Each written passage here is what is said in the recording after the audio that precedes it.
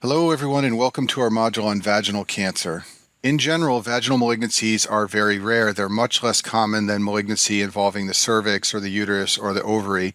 Basically, for the USMLE Step 1 exam, there are 3 vaginal malignancies you should be familiar with. I've listed them all on the screen here, and we'll go through each of these in this video now. We'll start with vaginal carcinoma, which is very rare and is usually a squamous cell carcinoma. Just like cervical cancer, it almost always involves human papillomavirus.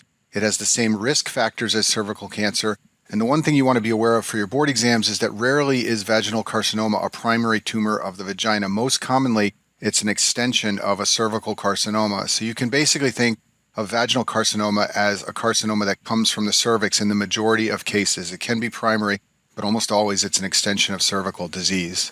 One thing that is high yield to know about the vagina is that the upper and lower vagina have different lymphatic drainage because they derive from different embryologic structures, and this has to do with where cancer tends to spread depending on whether it comes from the upper or lower portion of the vagina.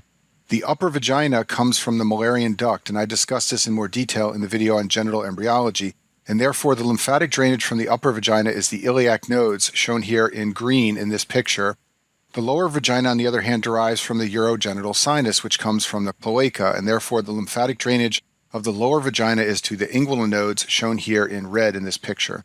Second vaginal cancer we'll talk about is clear cell carcinoma. This is a rare malignancy that can involve the cervix or the vagina. And the one thing you want to know about this malignancy for step 1 of your boards is that it's associated with maternal diethylstilbestrol or DES exposure. DES is a non-steroidal estrogen. This is its structure shown on the screen here. It works like an estrogen, but it doesn't have a 4-ring steroid structure. And prior to 1971, it was given to pregnant women to prevent miscarriage and premature birth. However, it was taken off the market in 1971 because female babies born to mothers who took DES had reproductive tract abnormalities, and one of those abnormalities was an increased risk for this rare malignancy called clear cell carcinoma. I talk about DES in the video on teratogens, but by way of review, female babies born to mothers who took DES prior to 1971 were often born with an abnormal uterus or cervix. They could have vaginal adenosis, which I'll talk about in a minute, and they were at risk for a rare cancer of the vagina called clear cell adenocarcinoma.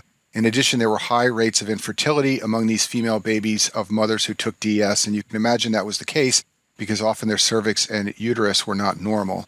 So now let's talk about vaginal adenosis, and once again there's an important tie-in with female genital embryology. So the upper vagina derives from the Mullerian duct, and the lower vagina derives from the urogenital sinus.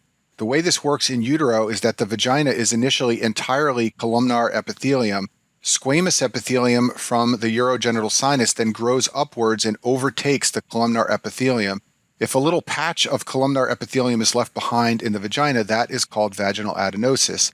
This is the presence of Mullerian tissue in the outer cervix or vagina. Basically, it's columnar epithelium in the vagina where the vagina should be all normal squamous epithelium.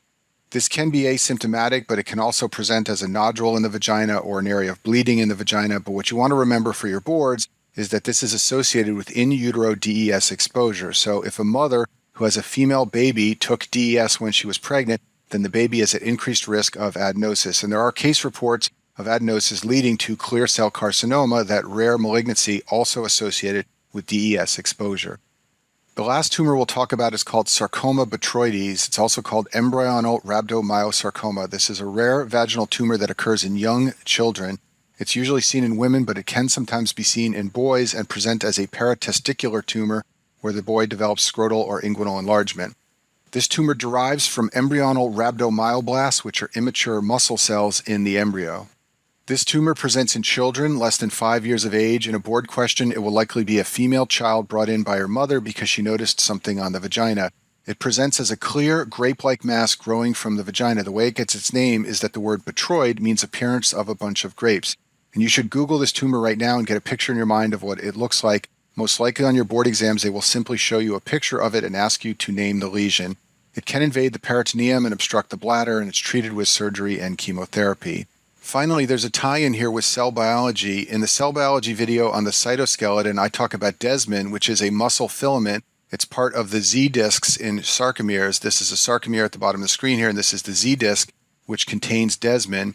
And desmin can be used as a marker to identify the origin of a tumor. and it's often used as a marker of rhabdomyosarcoma, and 99% of embryonal rhabdomyosarcomas are positive for Desmin. In fact, this is one of the ways that pathologists confirm that a biopsy specimen is a rhabdomyosarcoma by staining and seeing if they can identify Desmin.